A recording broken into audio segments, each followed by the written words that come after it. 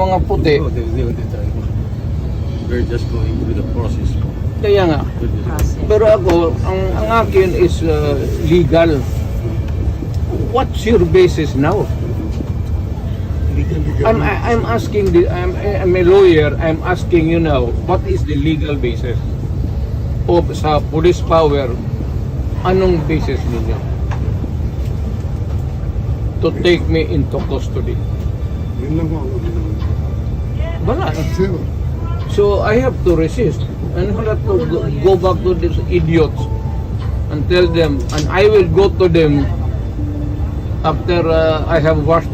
Ako ang magpupunta sa kanila.